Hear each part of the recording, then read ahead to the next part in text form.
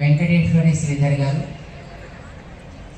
మాకు చాలా కాలంగా పరిచితులు. వారు ఈ కార్యక్రమం రైతు సోదరుల యొక్క శ్రమని గుర్తించి వారికి చేసేటటువంటి ఒక సమ్మానంగా మనం చేస్తున్నాము కనుక మీరు రావాల్సింది అని వారు సూచన చేశారు లేదా ఆదేశించారు. రైతులకి జరిగే కార్యక్రమం కనుక తప్పకుండా మనం వెళ్ళాలి అని మేము రావడం జరిగింది. ఎందుకంటే మేము సుమారుగా 96వ సంవత్సరం నుంచి 1996 నుంచి వికాస తరంగిణి అని ఒక సేవా కార్యక్రమాలు చేస్తున్నాం. దాంట్లో ఉండే అనేక ఆశయాల్లో ఒక ఆశయం పర్యావరణ పరిరక్షణ అనేది.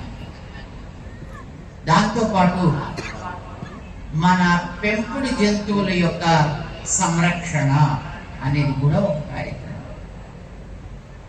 గతంలో ఈ ఆశయాల యొక్క సాధన కోసమని మన తెలంగాణ ప్రాంతంలో ఎన్నో పశువులకి వైద్య శిబిరాలు నిర్వహించడం జరిగింది, ముఖ్యంగా కరీంనగర్, వరంగల్ జిల్లాల్లో. దాంతోపాటు ఎన్నో చోట్ల వృక్షారోపణ కార్యక్రమాలు చేయడం జరిగింది. కానీ వాటన్నిటికంటే విలక్షణంగా ఈ మధ్యన ఒక క్రొత్త కార్యక్రమాన్ని మేము టేకప్ చేయడం జరిగింది.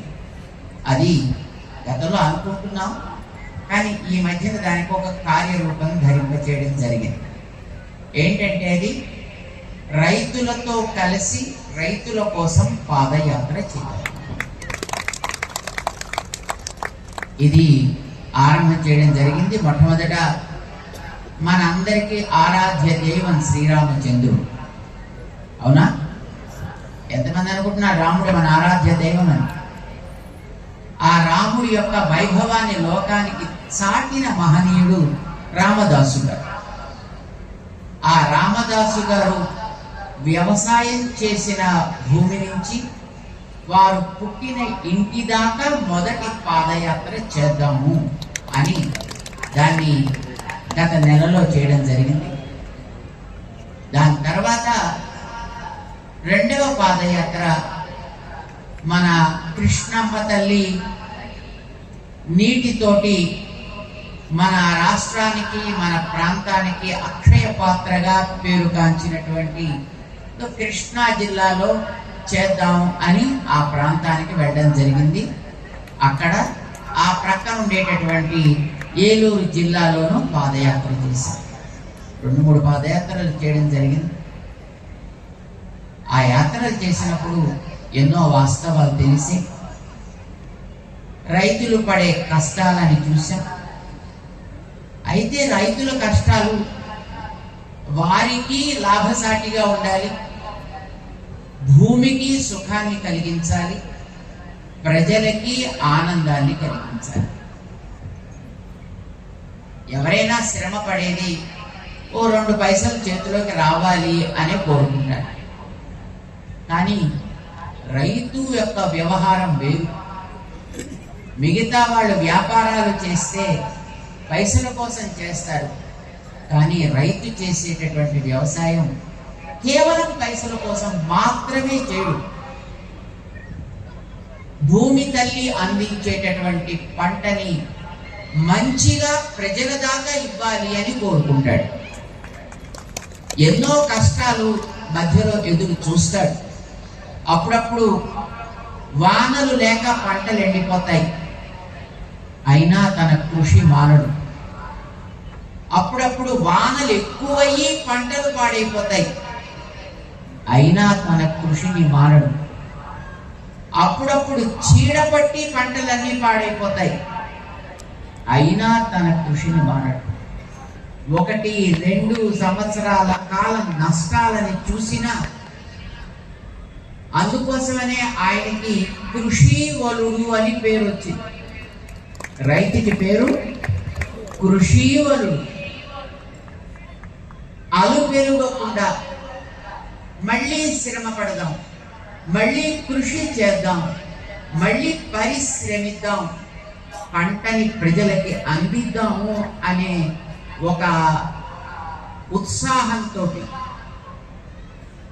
ఒక రకమైనటువంటి పట్టుదలతోటి మళ్ళీ వ్యవసాయం చేస్తూనే ఉంటాడు. నిరాశ చెంది రైతు కనుక పంటలు పండించడం మానేస్తే మనందరికీ 3 వేళ్ళు 4 వేళ్ళు నోటి దాకా చేరడం అనేది ఉండదు. అలు పెరగకుండా, నష్టాలని పట్టించుకోకుండా కష్టపడేటటువంటి ప్రాణి రైతు సోదరుడు. వారికి అందుకోసమనే మనం జోహార్లు అర్పించాలి. వారు చేసేటువంటి కృషికి మనం ఎప్పుడు కూడా కృతజ్ఞులమై ఉండాలి అనేది మొదటి సూత్రం మనందరికీ. రైతు చేసేటటువంటి కృషిని, వారు పండించేటటువంటి పంటలని ఇంకా బాగా పండాలి, మరింత ఎక్కువ ఫలసాయం రావాలి అనే ఉద్దేశంతో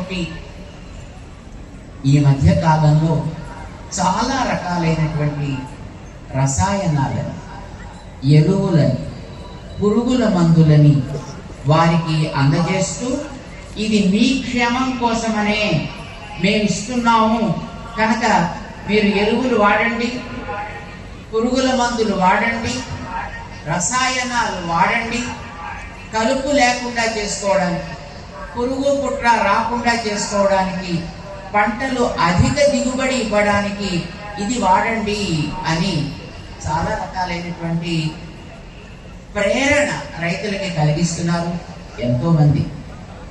రైతులు సహజంగా పంట కావాలి బాగా అనే ఆర్తితోటి ఆ రకమైనటువంటి రకరకాల ప్రయత్నాలకి కూడా వాళ్ళు లొంగుతున్నారు, ఈల్డ్ అవుతున్నారు. ఒక పంట పండే నేలలో 3 పంటలు పండిస్తున్నారు. మధ్యంతర పంటలు కూడా చాలా వేస్తున్నారు అప్పుడప్పుడు. ఒక రకంగా పంట పెరుగుతోంది, కానీ రసాయనాలు వేయకపోతే పంట పండుతోందా?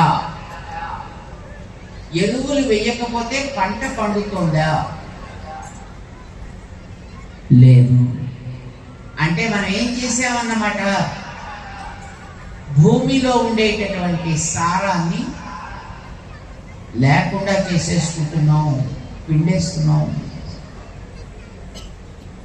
భూమి తనకు ఉండేటటువంటి శక్తిని కోల్పోతుంది.